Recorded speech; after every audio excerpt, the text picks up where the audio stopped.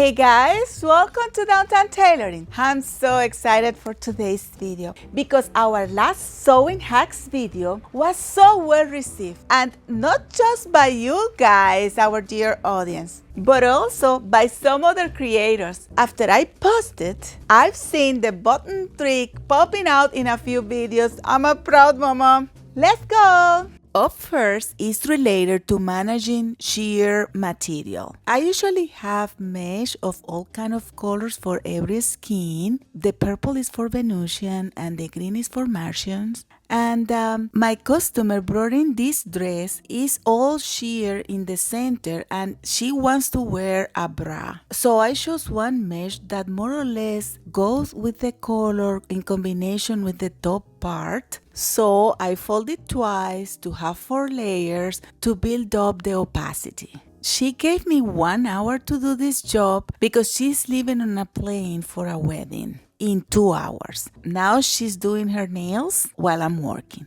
So I have to look for the ways to install in a very fast manner this mesh. So I basically put it there. I make sure to follow the shape. And that's it here. You see, you cannot see at the bottom part. When I saw that it was all good, then I cut the excess. Here I'm cutting where the center darts are with the lace. I made sure that I kept the shape. As you can see, it's not pulling anything anywhere. And my last step is just to sew the lace to all the layers. That way the dress looks more natural. I'll do that at the other side with the lace and the dress is all done. If I had more time, I wouldn't work this in this way, but this is what hacks are about, right? So as you can see, I'm putting my arm underneath and you cannot see anything. I hang it there so when she comes, she can try on and we will see how it will look like on her. So she's ready, and as you can see, you cannot even notice that she has a bra underneath. It's impossible. And as you can see at the sides, her skin is what you see in the skin on the center too. And here you go, the dress before and the dress after. And of course, I know that you at home probably don't have all those mesh, but you can use pantyhose to do exactly the same job at your house. This is an old beloved coat and we did a lot of repair on it. I need to replace the cord of the toggle, but of course I won't have the red one. So I did my own cord. I use a similar color fabric and I cut a stripe in a bias cut and to do my own cord.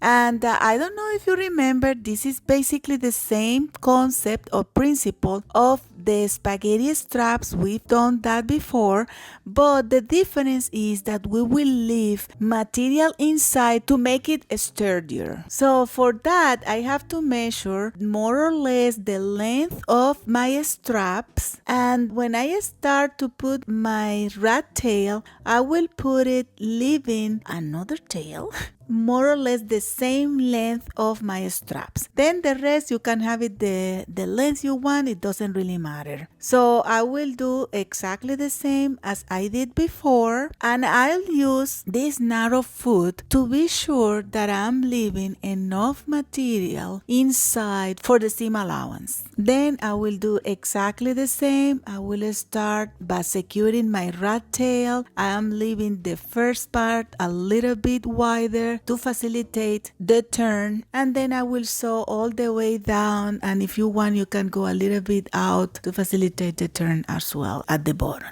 Then I will cut the excess of material, and what a lot of people do is they don't cut the excess of material and they don't use any rat tail inside because the excess of material will do that job. But with this, you are sure that you really have a consistent pattern all the way through. So I will cut the excess and I am ready to put my toggle. And here you go, guys. This is my coat. As I said, we did the pockets and everything. And look at this finishing touch. You don't miss the cord there. Nice, huh? Another use for this is decorational. You can create shapes in your material. I remember when I was a child, the nice jackets came with those kind of decoration. It was fantastic.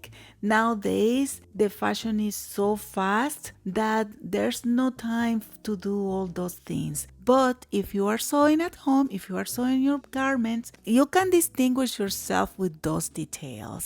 Nice, huh? My next kind of technique is lash trick. This is a hole in a linen pants, and the first thing I do is to pull all the thread inside to make it all straight and nice, just to make sure that when I patch it, it will look more or less the same way it was before. Of course, this is not an invisible patch or anything like that, so we are working as fast as we can, but trying to do a good job. So when my thread is all straight and nice, I will put a patch underneath, and I will make sure to keep my thread straight before I iron it. Then I will iron to glue it, and now is the time for sewing. This is the way the patch looks inside, you see? And now I will gonna choose the best thread. Like the importance here is to try to find a good matching thread so you can hide better the stitches. It's really difficult sometimes, but just choose the best you have. In that case, I'm not sure which one is better, so what I'm gonna do, I will go and I will put them both in my machine. For the navy one, I will just use this. This is very good, it's a good matching. And I will make sure before I try anything on my material to use a size 11 needle. This is very important because when you are sewing patches, you don't want to displace the original thread. So you want the needle to go in. So I try with my two thread, I don't know if you can see it, and I guess the best matching will be the one at the right or at the top. So I will set my machine with a small stitch from like a 1.25 or so, and then I will start sewing. The trick with this patch is that you have to sew very straight in between the holes, and then you go back and forth,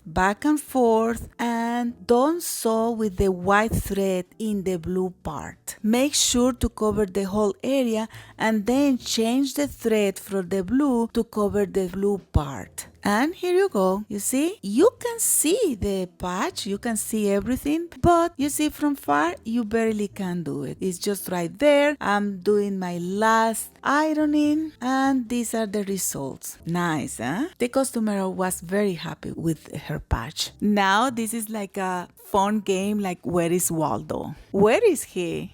This is a dress. This is basically the same problem we had in our other video that we did the baby darts. But in this case, we have a complete neckline. And the neckline is really hanging a lot. And if you see the bust line underneath, is all tied to the body. So there's no way for me just to pull material out where I will put that material. The dress, for it to look good, it needs to have the grain where the grain needs to be. This is why we just have to see the way of how we can reduce the size of the neckline like that. You see? In our last video, we used baby darts, but I was mentioning that we can use as well elastic. So in this case, I want to do that job using elastic so you can see the difference. This way will be very easy, much easier than before. I will just put my elastic where I'm supposed to sew the stay stitch. And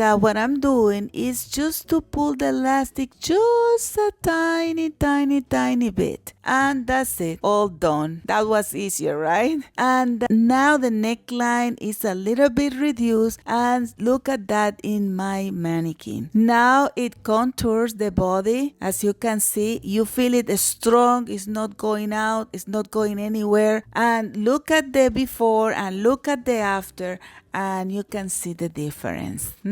You like it? And our last job is about this skirt. This is my customer's mom's skirt. And as you can see, women probably wear a little bit slimmer before. Now we are missing a little bit of material. And the correct way to do it is to separate the waistband and take the inside and add it and then put a new inside in the waistband. But probably that's a little bit too much of the job, and my customer don't want me to spend so much time, so I will do an alternative. So what I'm gonna do, I will remove the waistband and then I will try just to find a material in the more or less similar tone, and I will add at the end how much I need. As you can see, I just measure it and cut it, and I will put a little bit of interfacing and then I will sew it at the end. I made sure to add the 2.5 inches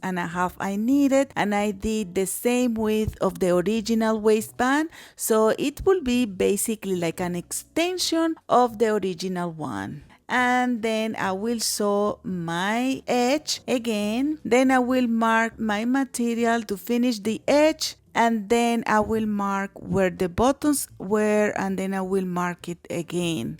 A good thing with that skirt is that the buttons were placed originally very far from the edge, so in fact when I mark my buttons again, as you can see, it will be just a little bit of the added material that we will see. Then I will sew my waistband back. I will regather it to make sure that it will adapt to the new waist, and here you go, it's all done. Let me button, you can see it's just a little bit that we are going to see, you see, but the skirt will look very nice, very beautiful, all done. Who could say that we did this job so easily? So guys, that was all for today. If you find this video useful, please give us a like. Don't forget to subscribe, hit the notification bell below, share, comment. Bye!